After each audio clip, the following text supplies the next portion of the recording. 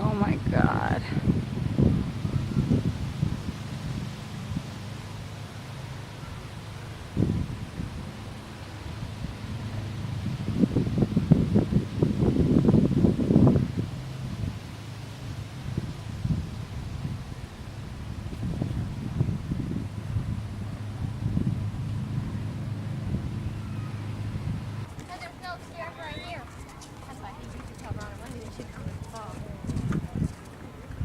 That's what they want to do is climb the dunes, but it's too hot.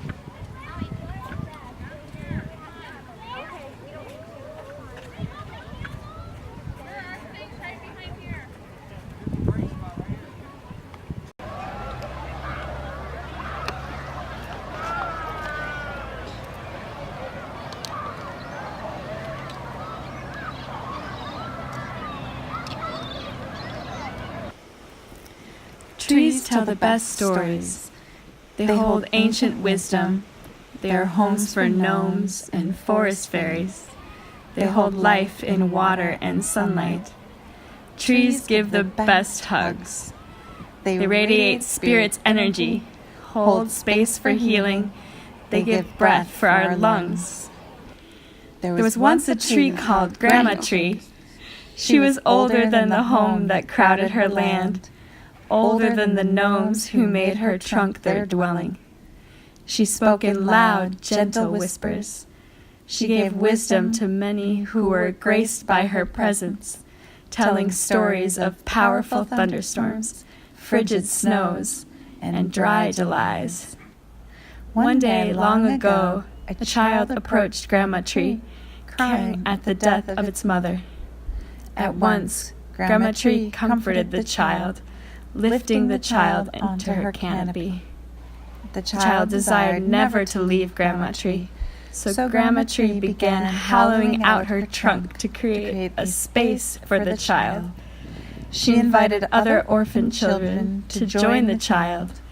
These children became the gnomes of the forest, and Grandma Tree their protector.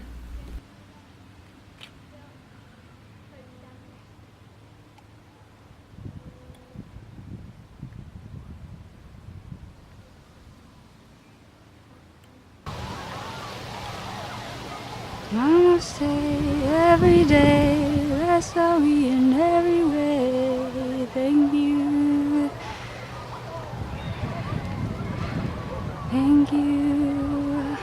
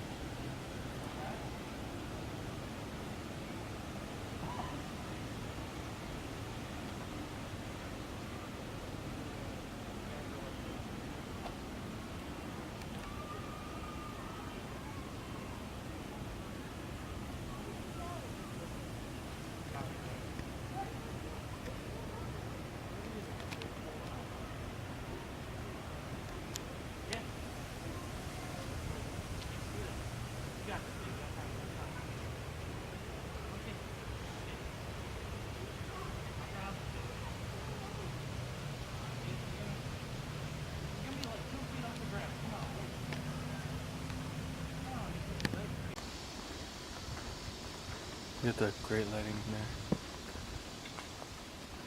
I love the shade here. It's just really, it's like a almost golden hour, you know? It's really beautiful. Really.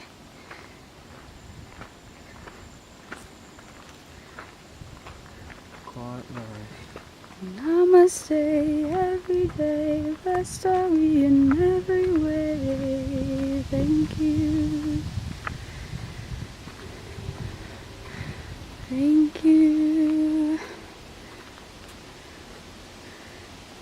Namaste every day, blessed are we in every way. Thank you. Thank you. Now you know if you can eat them. Indigenous tribes began communing to the southern coast of Lake Michigan after the retreat of the glaciers nearly 15,000 years ago. Potawatomi and Miami tribes were the most recent residents. These tribes were particularly skilled in foraging and forest medicine. The Potawatomi relied primarily on 4 plants: sweetgrass, cedar, tobacco, and sage. Each plant held knowledge, spirituality, and medical properties. They gathered this knowledge by watching the birds, ants, bees, wolves, and bears interact with the plants. The Miami used the forest for medicine during their migrations through the Great Lakes region. The language of the Potawatomi and Miami is structured in a way that allows them to speak to the plants in the forests that line the shores of Lake Michigan. When white settlers began forcing the tribes west to Kansas and Oklahoma in the 19th century, the Potawatomi and Miami were stripped of their language, and thus their connection to the land. There are some who believe their connection to the land is beyond language, and that good spirits, people with a divine connection to nature, are still able to hear the land from within.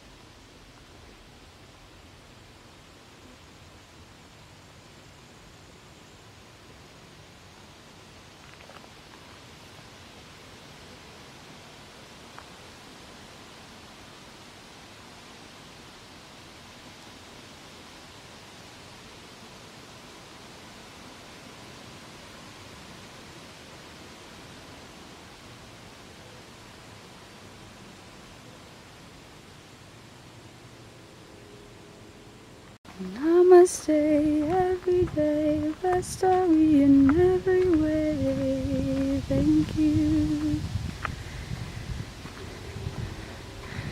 Thank you. Namaste every day, blessed are we in every way. Thank you.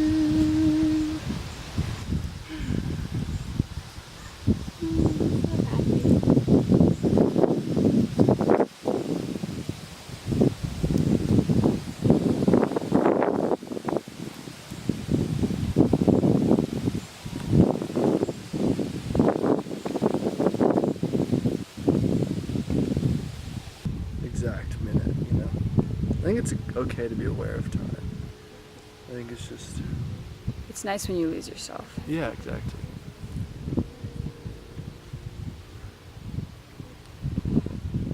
These flowers are so nice. They're all like little baby angels, like singing. Like it makes me want to rock my camera back and forth. Do it.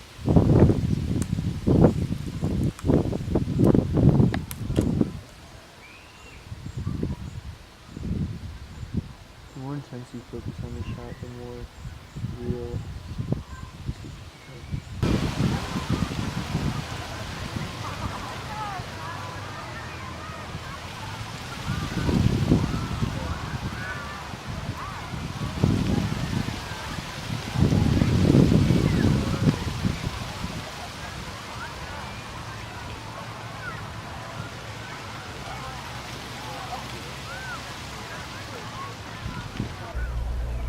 I grew up far from the shores of Lake Michigan, 3 hours south in suburban suburbia. But I often thought about the lake, the 45 miles of coastline that assured me Indiana wasn't landlocked. The Indiana dunes were something I often thought about as well, mounds of sand at the tip of the state, so different from the cornfields and forests that littered the rest of Indiana's landscape. I took a trip to the dunes this past summer. My Jeep, some crystals, and a friend. It was my first Indiana road trip since high school. I was excited to see the landscape I'd come to reimagine during my time away. We brought our cameras, cheap weed, and cheaper food. We slept in my car, more out of a necessity to avoid mosquitoes than a desire to miss the opportunity of dreaming with the stars. We hiked through the forests, down to the beach. Forests have always evoked a sense of freedom in me, a feeling that I belong to them and them to me. When I hear trees talking to me, I'm hesitant to receive the wisdom I've been told they offer. Dragonflies and spiderwebs delighted us on our short journey, little beings so full of detail. My friend told me dragonfly eyes can see in all directions, an almost 360-degree perspective. I wondered what it'd be like if humans saw that way, were able to empathize in all directions. I questioned why I resisted the ability to see that way, to empathize with all beings. We used our cameras to distort the landscape, to challenge the way we ourselves had constructed it. The days were yellow, the nights were green. We healed ourselves in the cold waters of Lake Michigan, drew warmth from the sand, and we grew into the awareness that nature would inform us of who we were becoming.